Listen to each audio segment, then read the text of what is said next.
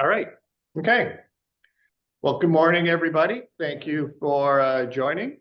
I basically just thought I would do a little bit of a market update and more share some information. Michelle and I actually spent 2 days last week or the week before at a conference here in Mississauga called the Buzz Conference, and they do conferences across Canada, but this one was here. 800 attendees, all realtors from, majority of them all from regions of Ontario. Some phenomenal speakers. Over a 2-day event, they had top producer panels. They had, some top name trainers that were there. They had Benjamin Tal, the economist, that was there. So I wanted to sort of just talk about what I'm seeing and what I'm hearing about what's going on in the market. Share some of the points that came out of that 2-day event, and just get some feedback and insight from some great people in our organizations that are what's going on, really what's going on out there, not what we're hearing from the media, because the media is always, doesn't matter with technology, didn't matter 35, 40 years ago, didn't matter now with technology. There is always a delay from what the media timeline than what we're actually seeing. Okay. Just on Monday, I was talking with different realtors, different organizations. I was talking to some administrators that I ran into. All of them were reporting that just in the last 7 days, they've been seeing way more activity on certain products, not across the whole marketplace.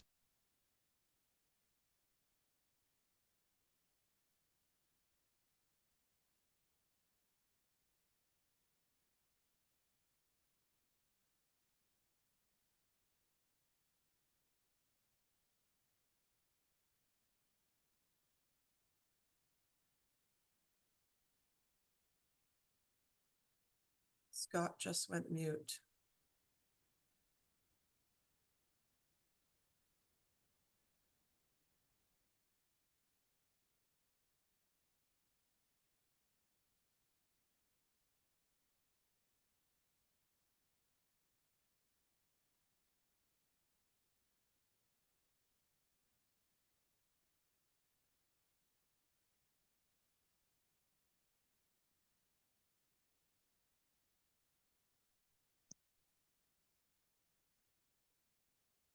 Right now? Okay, can anybody hear me out there now? I can hear you fine, Scott, now. Okay. Yeah, everybody's hearing you. Okay, so let me back up, just talking about sort of the marketplace where we're seeing multiple offers now are starting to happen on certain product. Showings have definitely increased just within the last 7 days.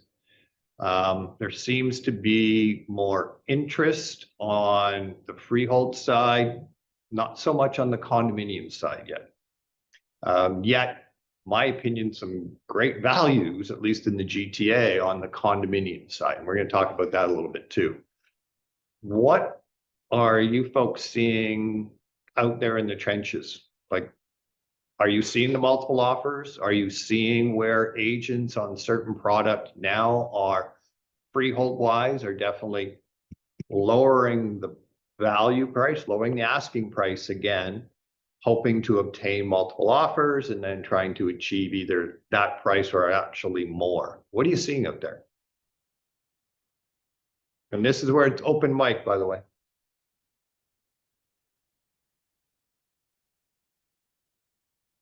Okay. Well, I had so in the condominium side here in Mississauga, I had a listing at the M City, just on the other side of Square One. And we terminated the listing because we just weren't getting the price that we were looking for.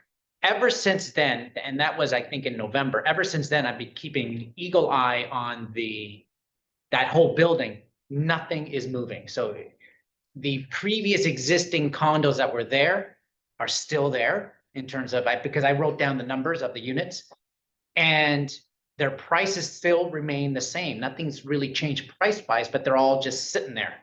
And many are terminated or suspended, and nothing's moving. So on the condo side here in Mississauga, nothing's happening. That's what I've seen. Yeah, no showings either. I have. Because you got your condo, no showing. No showing for the last 40 days. Okay. or 30 days. Which is what I'm hearing from all different brands, all different people, unless it's priced really, really ridiculous. So my suggestion to that is switch it up. If you're doing any type of marketing, don't necessarily promote the price as much as promoting what's it going to cost them per month. Okay, because keep in mind, it doesn't matter what the transaction is, people will always look at what's it going to cost me per month. Okay, and you as the salesperson need to really reflect on that. You really need to promote, okay, if you buy this, this is what it's going to cost per month. Because you can say a number and oh, it's too high, it's too high. Yet you can look at, well, let's break this down a little bit. Let's see where the actual monthly costs are. Okay. So I have found that when you start doing that, then you can look at, this is why it might be an opportunity for somebody, because they can look at what can they afford per month versus this price range. Because especially in the condos, that per month figure is going to change depending on the building. Maintenance fees are going to be different. Taxes are going to be different, right? So you can't put everything into the same. So definitely with the condos, I would look at going, what's it costing per month? Okay. And you can use that same thing with the freeholds. Now, the thing with the freeholds, which is interesting, is the multiple offers that we're seeing, and maybe anybody who is outside the GTA, Gary, like yourself or Elroy, are you seeing more activity on some of the freeholds? And I don't know if Nancy's on here, but I know talking with her the other day, she is seeing some activity on listings that had been sitting for a while, and now they're starting to get some activity. And I don't know if that's because it's outside the GTA and there's more limited supply, I would think. Anybody give me some insight on that before I move on to what I learned and want to share from the conference? Yeah, I'll weigh in on that, Scott. I've noticed the last 3 weeks, it's got much more active with buyers, like online leads reaching out to me and actually talking to me, picking up the phone right away. I got the sense there's a lot of people want to get out of the Toronto because of all the news of the southern US stuff. They just figured things are going to blow up, time to sell the house in Toronto and get the heck out of town. And we've also noticed an uptick in the cottage market because people don't want to travel south, so they want somewhere for a vacation. So it seems to be that cottage rentals might be a bit of a more demand again this year. Oh, interesting. Okay. Yeah, because people are canceling. They don't want to go Florida. They don't want to go south. And I've noticed from a couple of local general store guys up in the cottage country, they've said the snowbirds are back early, a month and a half earlier. They just want to get out. They're done down there. Okay. Interesting. Yeah. Good point. Anyone else? Yeah, I'll jump in, Scott. The Sudbury market, I think what's happening up here, well, I know what's happening up here is that when sellers come to market and they want to test the market with their list price, they're not engaging the number of buyers we need to put successful deals together. In the situation where a seller wants to come to market at market value and it's a good property, and specifically in the first-time home buyer category, where we're at the lower end of the price range, you're seeing multiple offers because there's still limited inventory, and buyers are paying high rents here in Sudbury. As you know, renters can only pay so much, and you're paying over $2,000 a month, which is a lot here in Sudbury. You can buy some good house for $2,000 a month here. So that's what we're seeing here in Sudbury. We just need to help sellers understand that the market value, buyers know what that is, and they're educated. And if they would just follow our recommendations and come to market at market value, then I think we can continue to put transactions together. Yeah, good point. Just before I forget, Herbert, you're recording this, right? Okay. Um, and that's a great point, Gary, because educating the consumer on both sides, it seems the buyers are now more educated than the sellers in the sense of where the market is, because they have the ability with a lot of the different sites and where they can sort of look at recent sales, and they're getting information, from different sources. But there are some sellers that are basically looking at, well, I need this amount of money. Well, that's great. You may need it, but that's not where the market is. And what I have found is when I ever come across a situation like that, I like to use third-party endorsements to reinforce where the value is. And what I mean by that is I'm a big believer in using any of the graphs and stats. And you guys have heard me talk about this many times, is the stats don't lie on what the market's doing, right?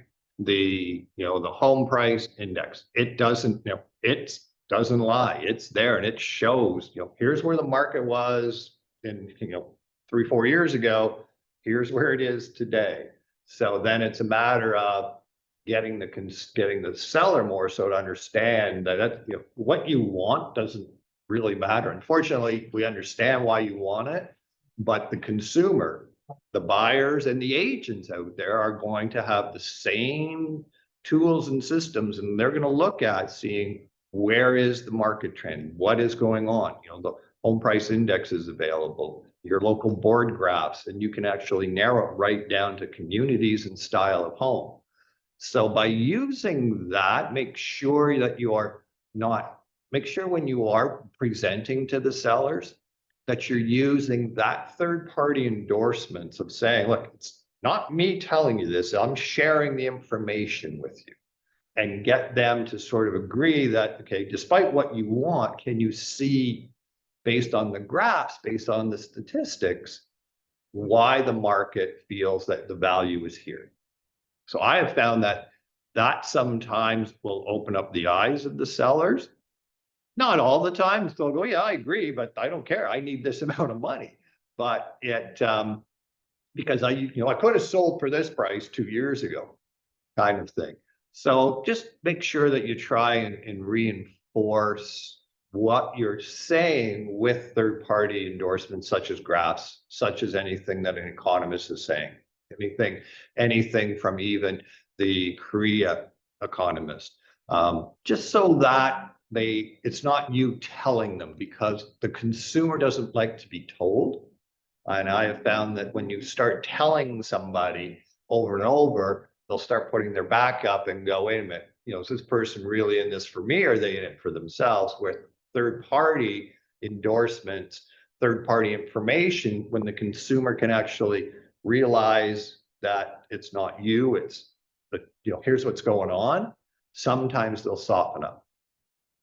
So I just thought I would share that with everybody. Okay. And so based on that, let me go through some points, and that's why I wanted to do it sort of regionally, because the conference was really done well, that it wasn't just localized. Okay.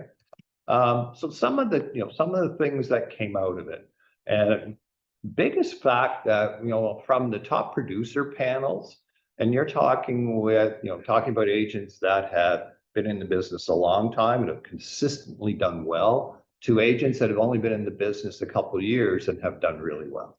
So it doesn't matter the experience, but one of the things that came out of it was, you've got to make sure that you create an intentional morning routine. Okay. So you want to make sure that you're starting the day the right way, and you've got it planned, whatever that is for you. Okay. But all of them said, absolutely, I already know what my morning's going to be like. I already know the times that I'm going to be doing things. And that's from running a team to individuals. So really important to create an intentional morning routine. Okay. The other thing that came out of it is you have to prioritize consistent communication. And, I've spoken a lot, and as many of you have discussed, the consistency is really important.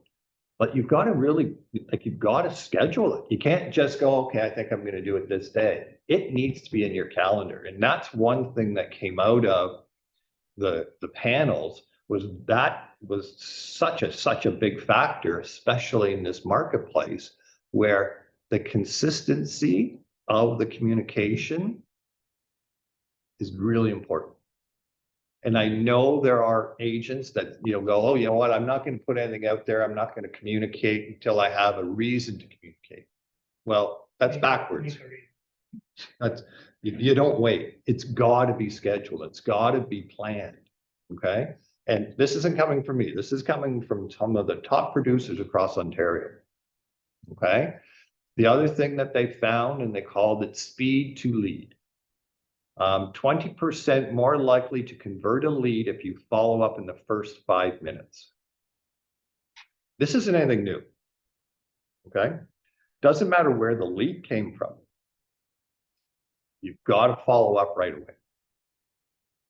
And I'm doing this a long time.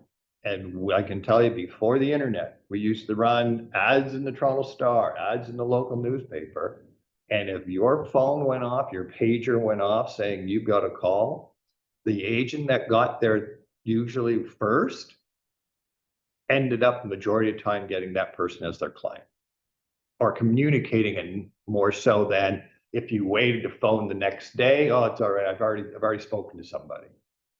No different than with internet leads, any type of referral you get. This is one of the items that came off that panel as well, is you've got to respond to any inquiries quickly. Okay.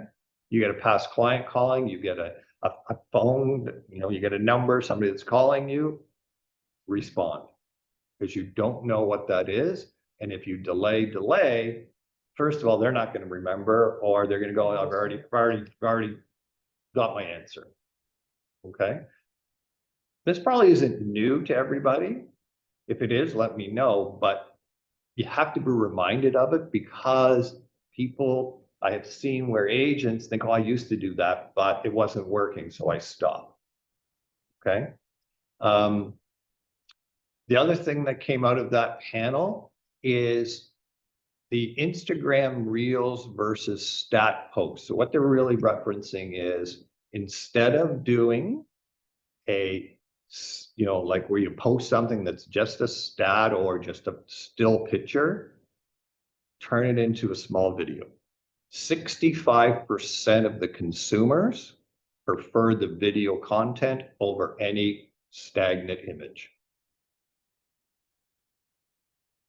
Okay. And so that's where you're always looking at engagement. How are you going to get the engagement? Now, anybody find that once you started using video, that there seemed to be more engagement, more likes, more comments versus the stills? I reference them as stills. Never used to do video before, but now with Herbert's help and more like, I needed to a little bit of a boost, which you guys did in our office. So I'm just, I'm serious. I would never do a video ever. Well, you never used to do that, right? Yeah, This year, and just now. regular posts, Yeah. like pictures or Yeah, whatever. just stills. sold bits, Yeah. yeah. Okay. But after Herbert and after, I mean, when we started doing this more in the office, I see Yeah. Syra doing it all the time. I noticed, like, even I'm noticing it, and I'm not a buyer or seller, but I notice, I watch them. I watch them to the end majority of the time. And it's a repeat, it repeats quite a bit. So Yeah. it Okay. works. It works. Gary, I know you were doing some videos and just more, I think, community, or just talking about, I think at one time, I think I saw one about hiking trails and just more community information. Can you share if you had more engagement from that versus just talking about market stats? Oh, definitely. Market stats just seem to not engage, clients or consumers very much. As much as they are important and they can be used, but it's those, it's those family videos. You're out on the lake with a bonfire. We just did one of those the other day for Canada Day, and the likes and all the measurements on the social media pages come in 5 times higher than anything else, maybe 10 times. I don't know the exact numbers, but Yeah. definitely more engagements for sure. And we appreciate Michelle's support in that area as we're blazing a trail of as older realtors. My wife and I've handed that off to her to kind of quarterback this effort, and I stay in the trenches, and her Michelle quarterback this effort, which is good, very good actually. And Okay. I'm encouraged by your thought about doing some small videos. I've tended to stay off the camera myself, but I'm seeing the success of other realtors in our market, and it seems to be the younger realtors who have embraced the video format. And you can see the results happening. It's interesting you say that because at this conference, we sat beside a realtor from Grand Bend. And So he's anybody know? here. Is he here? Yeah, Really? he is. Hi. Garrett's there? Yeah, Garrett, yeah, he's there. Hey, buddy. He's on the. Hey Scott, how are you? Thanks for letting me Good. join in on today. Absolutely, man. And I was just going to share how you were mentioning that, in the area where you are, maybe you can share, just talk about your YouTube channel and the videos that you do. I think everybody would appreciate understanding that. I didn't expect to be talking today, so I do appreciate the opportunity. But I think, I hear what everyone's saying from everybody. Nobody wants to get on social media. Nobody is comfortable at it to start with. And what you're saying about those shorts, I think are awesome. Like it's called like B footage. Just taking a video, a 10-second clip of you like moving some pillows at a new listing. It's not that you're talking and looking the camera in the eye, but it's just the side angle stuff. Just you in the motions of real estate and then on there throwing some words on it. You're not talking, you don't have to have that movie footage, A footage as they would call it. So I think that B footage is really hits, and I'm trying to do that more. And it's actually impressive. Without me, I do a lot of face first person 30 to 60 second first person stuff. And Yeah. I actually find that B footage actually connects and gets as many likes and interactions as much as the A footage. Some of that YouTube stuff, this is a new initiative I started, and I think it's an incredible way for people to get into their community. Is I've been interviewing local entrepreneurs, business owners, community leaders, politicians, council members, that kind of stuff. And so I sit down with them, say like a 6 to 10 minute YouTube video. And then I take that, and I don't have all this technology. I think a lot of people think, oh, I need to pay some company thousands of dollars to do this. I have my camera, just a standard Canon Rebel camera with a constant flash. I have that recording me and whoever I'm interviewing. I have a DJI dual set of mics that's hooked up to that camera. Once again, this isn't groundbreaking technology. And then, so that's recording. And then on the side, I have my phone recording just the interviewee. So then I take that phone recording and I'm breaking that down to 30 to 60 second clips that I use for my Instagram. So I'm creating some easy footage and highlighting this local business and this person who, let me tell you, these people I'm interviewing, they don't do social media either. I don't even tell them that I'm doing this other side of it. And they see it and go, oh, wow, that was really cool. And it gets some really good interactions. But then I use the long footage, that 10 minutes for, or whatever that video is, and that goes onto the YouTube channel. So it's a one piece of footage that ends up becoming 4 or 5 pieces of social media interaction between Instagram, Facebook, and YouTube. So just trying to make as efficient use of our time. I know time is very valuable, so just trying to make the best use of it. Yeah, super. And thank you for sharing, because that's, we always look at how can we communicate, and everybody, unfortunately what happens is everybody thinks it has to be perfect, right? It doesn't. It's just a matter of be yourself, just be you, right? Just all you're doing is sharing information, or you're, interviewing people in the community, or maybe Elroy, you can share what you've been doing with your newsletter email that you put together on what's happening weekly and what kind of response you were getting. I know you were sharing with us the other day. Yeah, sure. So yeah, I start sending out a weekly event newsletter, stuff that's going around in the area.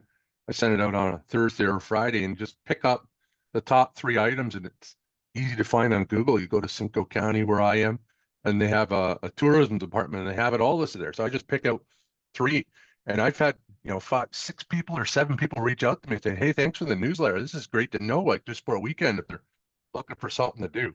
But to backtrack a little bit on the conversation with video, I had my social media lady put a couple of posts that there was some video in it just to see if we'd get better traction versus the static thing.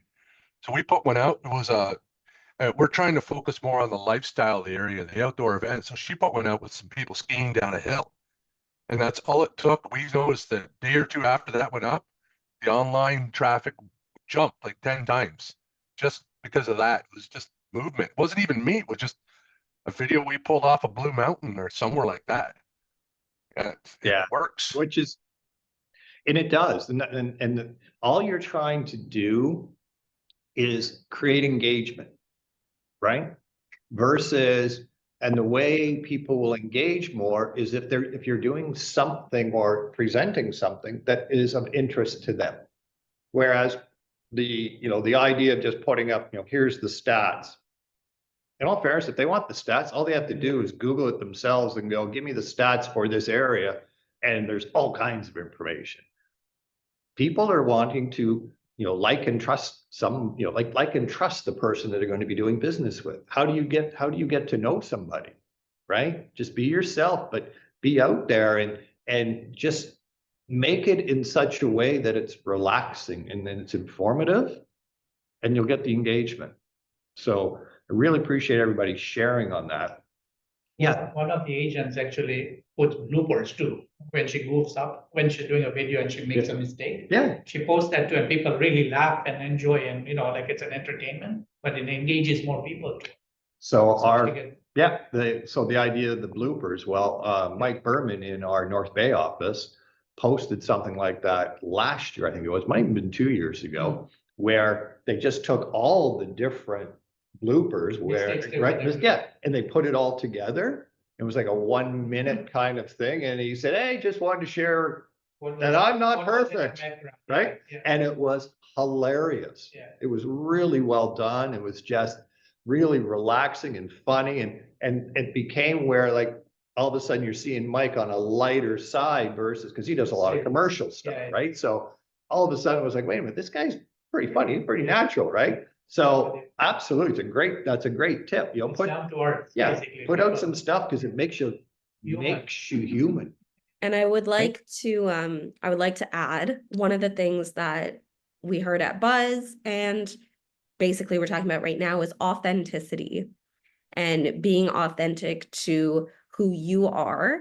There's definitely, I would say, when social media for realtors first came out, a lot of it was like, you have to dress a certain way, you have to post certain things, be very professional, all of this. I'm not saying don't be professional, but things like bloopers, like participating in the community, family outings, if you're okay with posting your family, then those are things that you can and should be posting to ensure that people get to know you, they get to like you, and then they get to trust you. And I apologize for sounding like Janice from Friends.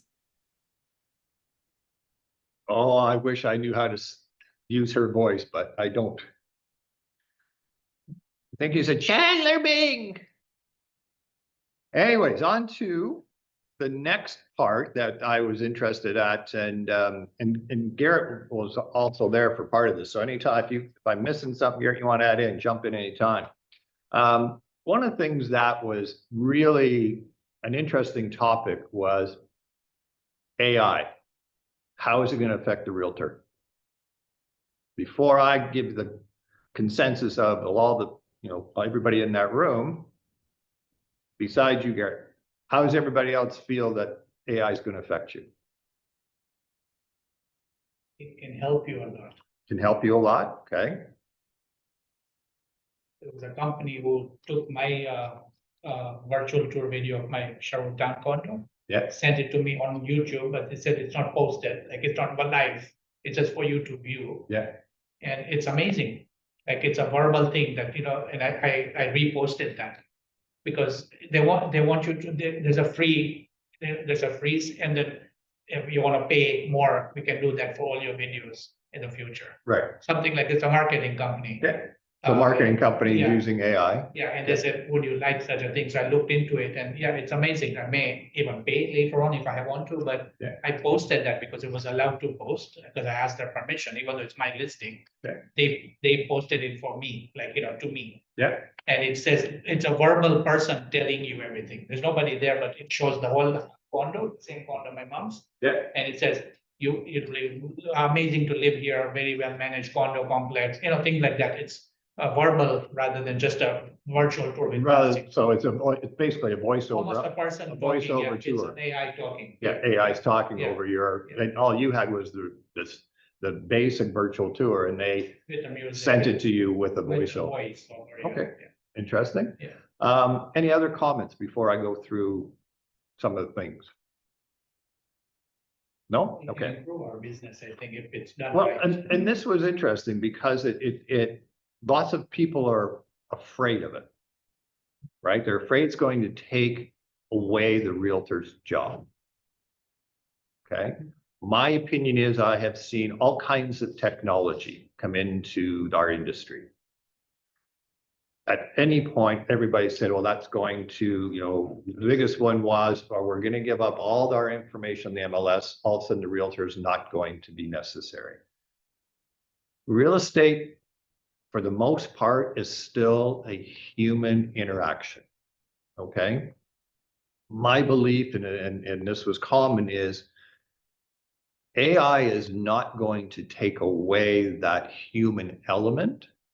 But if you're not engaging with AI and using it and understanding it, the agent that isn't going to understand it, isn't going to adopt to utilizing it somehow, will get left behind.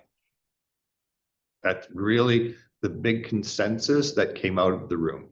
So what is it then that how do you use? And the biggest factors is when you are using AI, make sure you convert it to be you. Okay.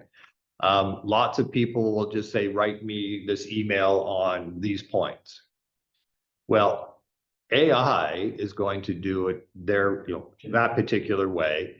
And lots of agents, unfortunately, just go, okay, I'll send that out. Well, it doesn't sound, it's not the way you speak. It's not the way you normally communicate. So one of the tips was make sure that you, first of all, fact check everything. Make sure the information that is coming there is right, that if you questioned on it, you can say, no, this is where I got this from, versus just sending it out. So make sure it becomes sounds, and as you use it better and you use the same system, it'll actually start realizing how you actually ask certain questions and respond. Okay, so it can be a benefit that way. It can certainly, absolutely help you do some communications, but you got to make it you. Don't just arbitrarily send it out. Okay. Make sure you check the sources. Understand that it's still a system. Okay.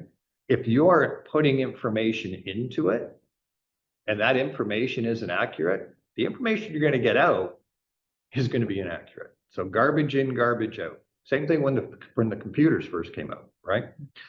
The other thing that came out of it was spend the money and get the actual paid version.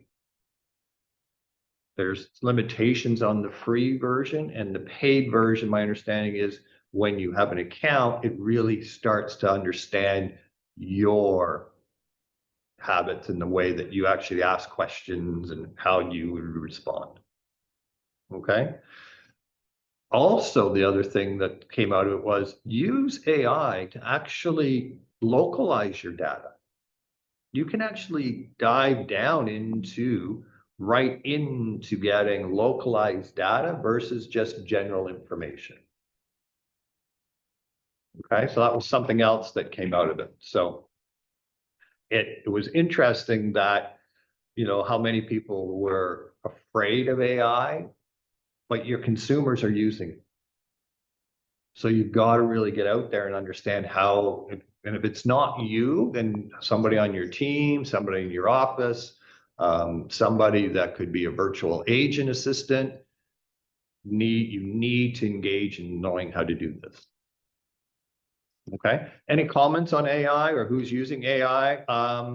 Elroy, I'm going to pick on you again because I know you have an AI component in your lead gen system. Yeah, I do. And I use it mainly for texting and stuff. But it works well. I mean, I'm finding if people respond quick to a text, they'll pick up a phone call quickly too. You know, it helps to weed out the tire kickers who are just browsing, as they say. You know, they're kind of shocked if you call them, but if they respond to text, it's almost like they're waiting for you to call.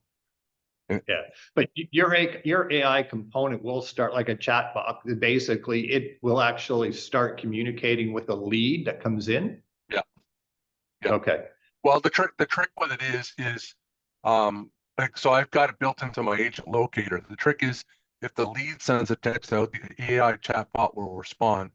So, yeah, it doesn't automatically send out a message if the lead comes in right now. I'm looking at tweaking that a little bit because you don't want to be caught spamming. But if a lead texts and say, "Hey, I'm looking for a house in Midland, can you help me?"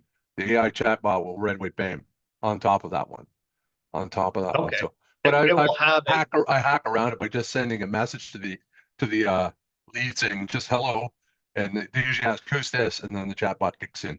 Okay. So Good. It works Anybody well. else? Anybody else using AI that you could share how you're using it? Well, so far I've been using it on PropTX.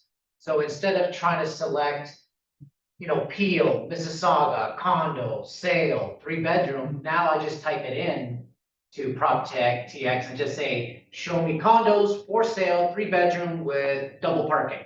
And it will spit out In Mississauga or something. in Mississauga, and it'll spit out the information that I'm looking for. And then if I see, oh, you know what, I forgot, I need a +1, so So you can add make a it +1, and then it will refresh and show me now. just in the updated. search bar. Just in the Yeah, there's AI also, typing. yeah, yes. So that's on PropTech. That's the on Realm, I guess. Yeah. Is that area where that I see where they're saying try this? Yes. So that's what you're using? That's what I'm using, Oh, and okay. it's been amazing, it's very fast. Yeah, and because otherwise you have to go through each. Well, you have to go through each one, and then, the realm will show you, let's say I'm looking in Mississauga, it will actually show you Brampton, because, again, it's Peel, right? So There's a it's check mark Brampton. for match municipality. one, Right, And then only it'll show you. But when you do it on the AI section, it'll It'll just take show you what you- Mississauga on what you that asked day. for. And a lot, one example of this was, I'm looking for, properties with a terrace in Mississauga. But I couldn't find it in the Yeah, list, yeah. I'm like, where is it? I'm like, wait a second, why am I stressing? Okay. I went to AI and I go, show me condos in Mississauga that are With terrace. 2-bedroom with a terrace and parking. And it showed me all of the units available with a terrace. I guess it picks up the words in the, Okay. in the comments. All that right, this one has a so terrace. I need you to do a test for me. Yeah. Not right now, but one of our agents, Steve Bernay in Ottawa, he was on the old ITSO system, so Matrix, where you could, I didn't know this, but you could search by ensuite. You could just put in, you know, I only want to see properties with an ensuite, detached 4 bedrooms with an ensuite. Apparently you can't do that in prop text. Realm only shows you the bathrooms.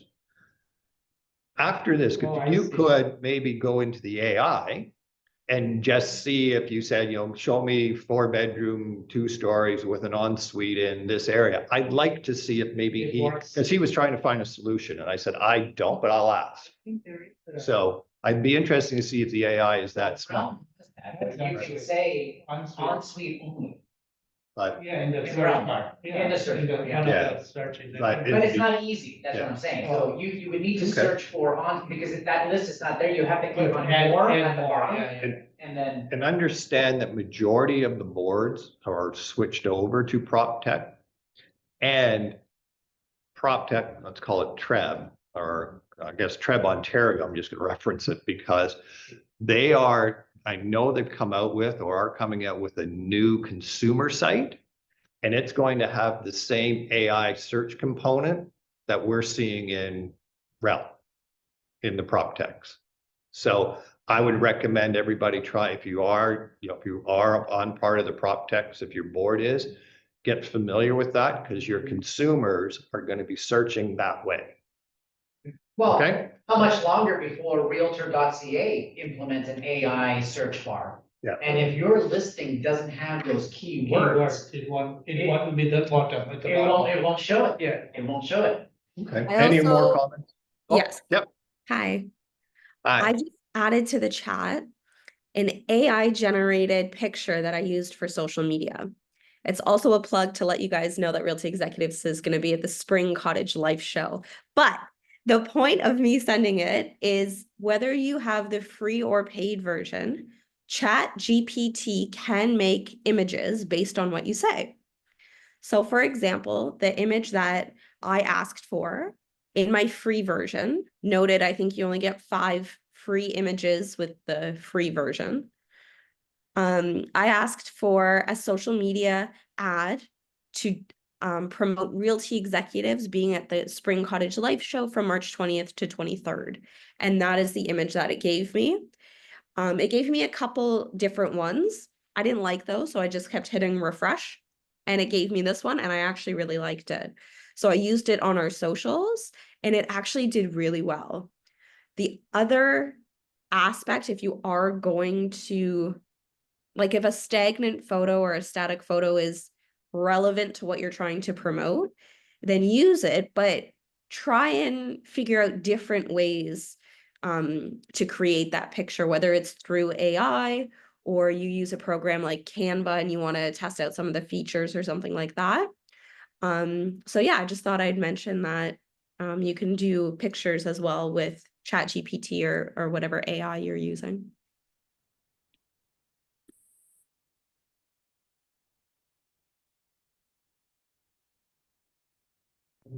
Or maybe MLS listing. Yeah. Then the virtual tour came out, right? A lot of people were hesitant. Did you guys hear that? No, go ahead, do it again, sorry. Just as you were starting regarding the picture, that's when it cut off. Okay, I'll go again. The picture in the chat is from ChatGPT. It's an AI generated image of an ad that I asked for. And it basically, I just asked for, please create an image promoting Realty Executives at the Spring Cottage Life Show from March 20th to 23rd. And this is one of the pictures it gave me. I thought it was pretty cool, and it actually tracked really well on our socials with both likes and shares, which is also important. Cool. Great. Okay, good tip. Okay, anything further on AI before I move on to my next update? Okay, this is one of my favorites. As you guys all know, I try to see the CIBC economist Benjamin Tall twice a year. I always find out where he is at, and I will go see him, and then afterwards even have a little discussion with him. I think he really lays out some really good points. And so he was actually at this conference. talking. And ironically enough, some interesting information came out of it. And then I did a little bit more research. And from after that, he actually did a session, which was kind of fun. He did another session for a different, not realtors, but a different group. And similar information, but what I found, and I went and found the article, he some of the things he covered, which was really interesting, was that the trying to let everybody understand how our 5-year money is tied actually to the bond and not to the actual Bank of Canada rate. Okay, because questions are out there are why, you know, the rates have dropped, why hasn't the 5-year money dropped? Well, he really goes into talking about the strategy behind that, where the bond rate, and he also says it's also tied in a bit to the 10-year bond rate in the States. So it really is the 5-year rate's more impacted by bond rate versus than the actual Bank of Canada rate. Okay. So one of the interesting parts is he also referenced that Canada is in a per capita recession, but recovery is near. And so what I ended up doing is I actually ended up in, Michelle is either going to post the article. So I actually took the whole article, printed it out, just so I have it.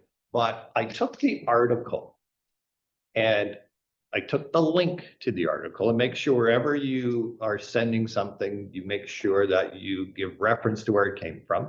Okay.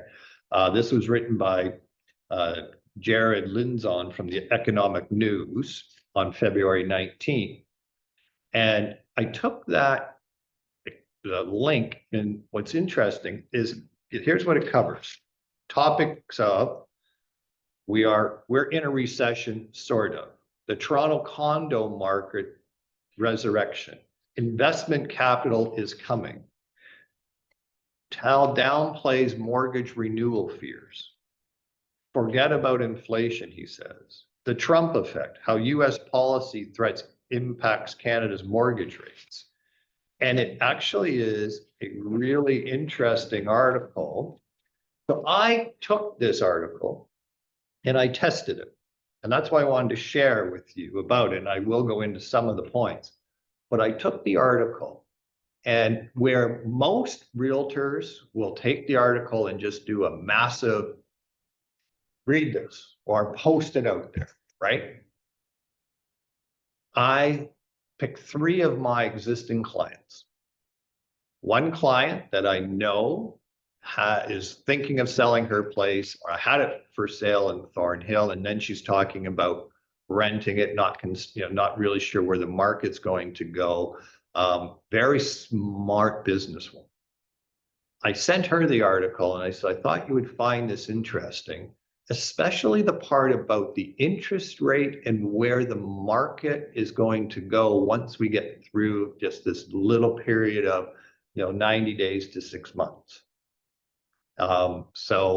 And because she has different investment properties and she's talking about selling some of them. So I said, I thought you would find this interesting. I then took it and I also sent it to some of my investors that own condos in downtown Toronto, who are talking about, and they were on variable, they got caught with, variable going up, they got some negative cash flow. They're talking about selling, and now that the variable's coming down, their negative cash flow is actually shrinking. I sent it to them and said, hey, really reference the part where he talks about where the condo market in Toronto is going to be in the next 18 to 24 months. You may want to rethink about selling, right? And then I sent it to a client of mine who he lives in Hamilton area.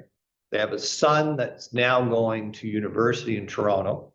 When I did my pop by at Christmas, just say, hey, how you doing? Just, where's Michael going to school? That's great. And they said, yeah, we're not sure second year if he's going to rent. We're talking maybe about buying a condo. I sent it to them and said, might be a little bit premature, but I think you need to read the part about where the condo market is in Toronto and where the opportunities are. All three of them sent back messages to me and said, thank you so much. It was a really interesting read.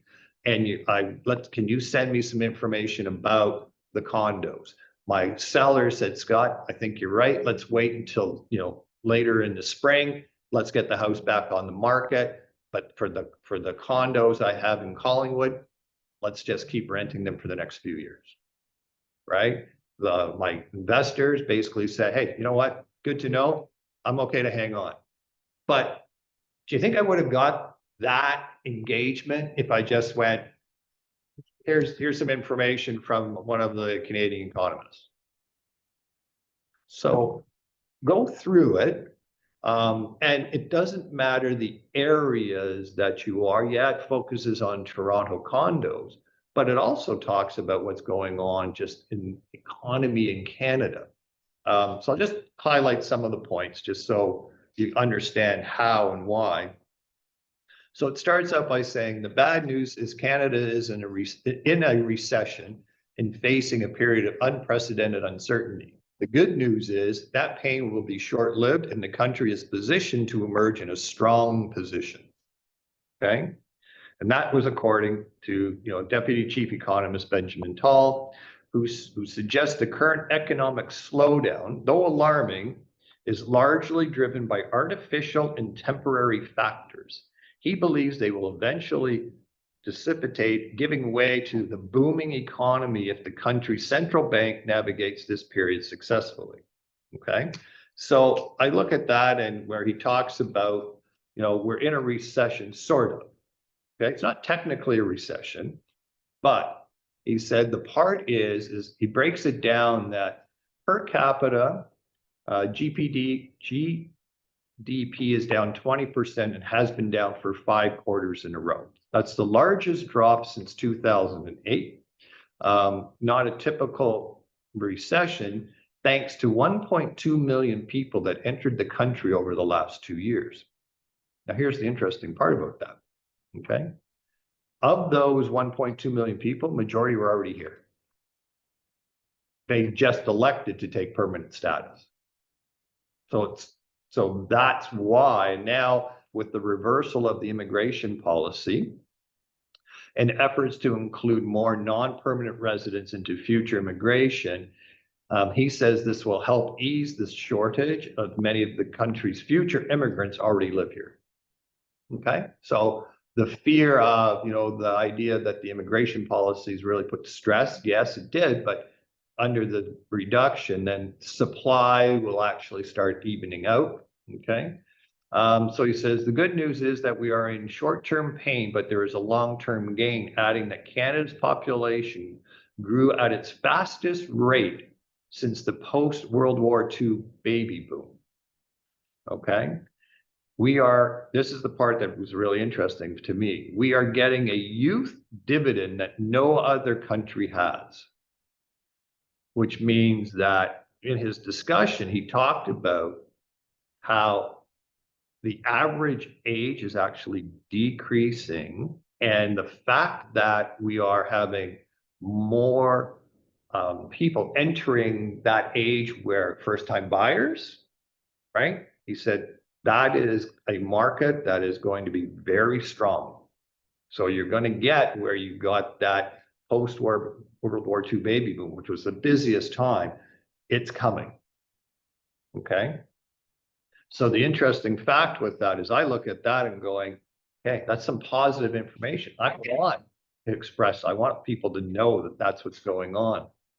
The other part, just to touch on the Toronto condo market, when it comes to Toronto's housing market, he says houses and low rise remain steady while the high rise market is in a recession without question, given that 81% of the city's condo investors are managing negative cash flow, right? So that's what I was talking about.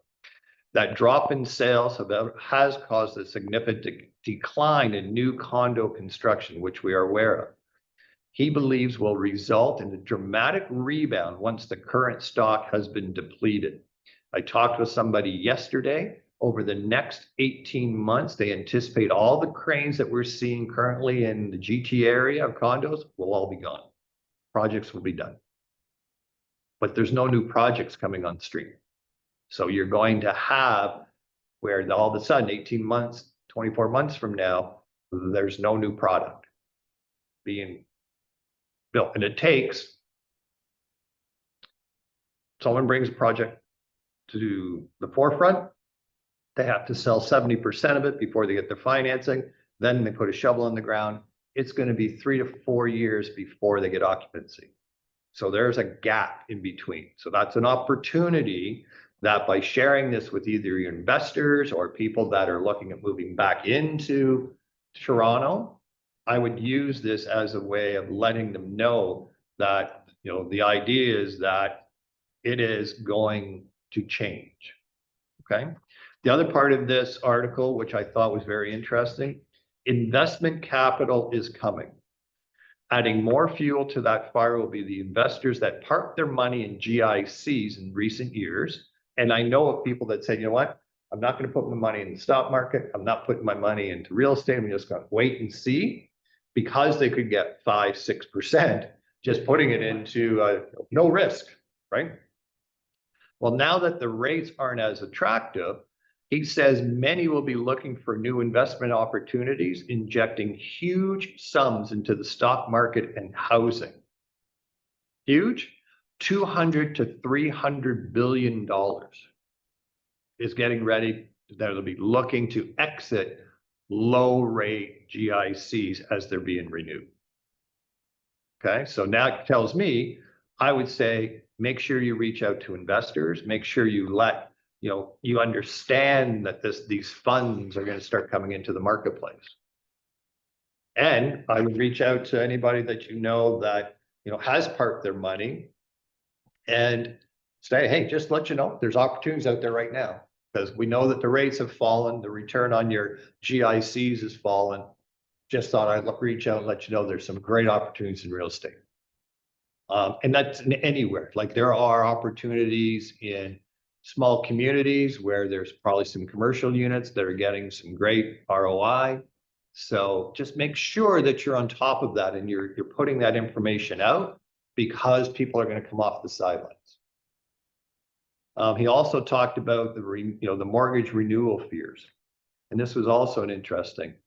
Unlike many Canadian economists, market watchers, and homeowners, he says he's not concerned about the coming mortgage renewals, because this is interesting, because he says most borrowers will actually be renewing at more favorable rates than originally anticipated, right? Because what happened is lots of them, when the prime went up, now they're up higher than when they can actually get some really good.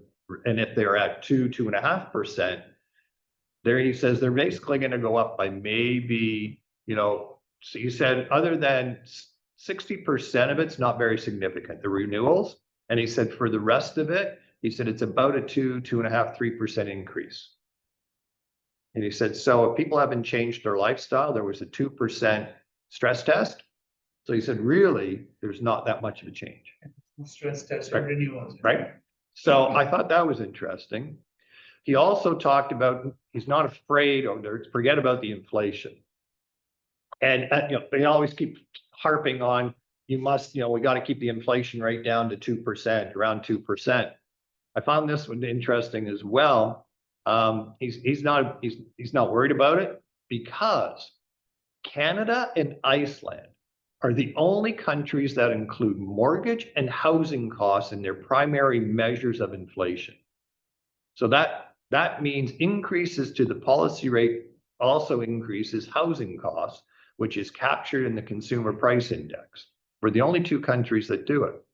His analogy was, it's like putting a humidifier and dehumidifier in the same room and letting them go at it together.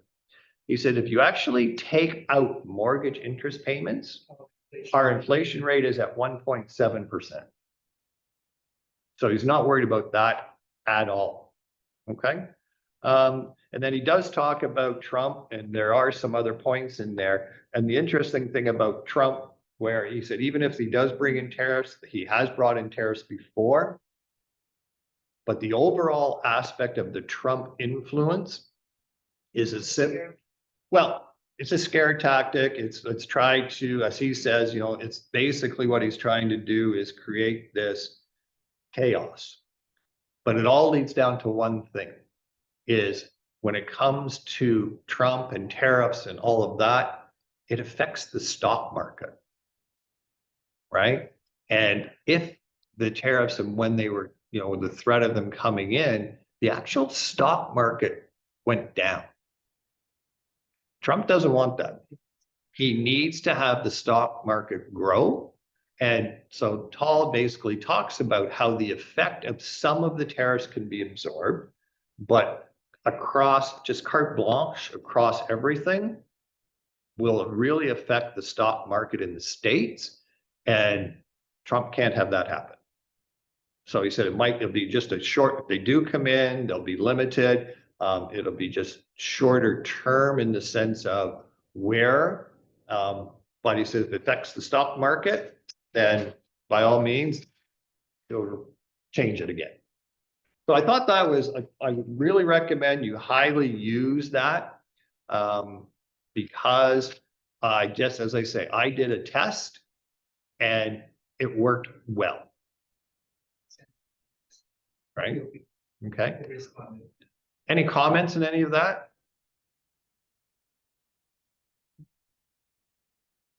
Share that one to everybody. Can you guys hear me out there? Because I'm not sure. Yes. Okay. But please use that link. It's in the chat. Oh, okay. It's in the chat. Because I did find that it was very, very helpful. And I said, I did a test. And I know that if I would have just did a blanket message, I would not have got the engagement. And the reason is because they could tell that I was thinking of them, right? I referenced how I believe it could help them. Okay. So I really recommend that you highly, highly do that and use that. Just a couple other points because we're almost basically a bit over, but the other thing that came out of the top producer panels is, I thought this was an interesting quote. You don't have a lead problem. Okay, because everybody says, oh, give me leads, give me leads. You don't have a lead problem. You have a marketing problem. So either you're not marketing or the way you're marketing isn't generating, right? It's not generating engagement. So make sure you really look at that. The other thing is they all talked about mindset. Make sure that you have a positive mindset and surround yourself around people that are going to give positive influence. So depending on the chat groups that you're on in social media, if you're in one of those negative chat groups, get out. Just get out of it, right? There's lots of positive stuff that's going on in the marketplace. So get your mindset away from all the negativity. And there's lots of noise out there about how bad it is and what's going on here, what's going on there. Get your mindset out. If you do the stuff daily that you're supposed to be doing, you do it weekly, the results are going to happen, right? The consistency. And that was one of the things that came up all the time. Okay. And then the biggest part, one of the other things is they said, no matter what happens, and this was from newer agents to veteran agents, it's still a belly to belly business. It's still personalized. Okay. How you get to that appointment, it may be different for different people. But please understand that it's still a relationship business. And you've got to make sure that you're doing that, okay? The other part that they did talk about, just to make sure that one of the things that came out of it, try and create systems that are automated so that you don't have to be there doing. So for instance, one of the references was have something working while you sleep. You know, what digital media is working for you while you're asleep. So you can actually program times when things go out, right? If someone's searching for, you know, a realtor in my area, who's coming up? If it's not you, figure out why. Right? If you're not in there, why aren't you? Okay. And then just really understand that there's, you know, the consumers, there are some that are going to be the seekers that are actually going onto Google looking for somebody specific. There will be the ones that are buyers that are just sort of looking. And then you're going to get the ones that are just discovery. Like they are so early in the process that they're not going to respond to you. You got to keep in touch with them. It may take, 18 months to 2 years before they do anything. Okay. So just make sure that you are, out there with your socials when you're not there actually doing it. So automation. Okay. That was one of the things that they really said. Number one, lead generation generator is still your sphere of influence. So make sure you're working your database. Okay. Really, really important that you do that. And they said one of the interesting parts was you need to have a combination of digital and print marketing, especially in your database, because you don't know how your database, not all your database is going to be just on the social side. I know with some of my database, I've got seniors that may be on social, but when they get my printed mailed newsletter, it's usually when I get a phone call from them, go, hey, thanks for the information. Yet when they get an email newsletter from me, I don't hear from them. So really get to know your sphere and make sure that you're marketing to all your database in multiple styles, which was interesting that, and again, this is no surprise, okay? Follow-up is key. You got to follow up, follow up, follow up. And one of the other things that we talked about here, and they also talked about, is focus on the fundamentals, back to the basics, okay? Make sure you're giving back to the community, you're involved in the community. You heard about some of the things that, people on this session are doing, interviewing people, giving out information about what's going on in the community, doing small, short videos, okay? So I just wanted to share that with everybody because I found it very interesting. And I just found that I wanted to share that because it applies to no matter what your marketplace is. Before we wrap up, any questions, comments? Was some of this information beneficial? Thank you for everybody that did share your own situations. Any questions, thoughts before we wrap up? Doesn't look like it.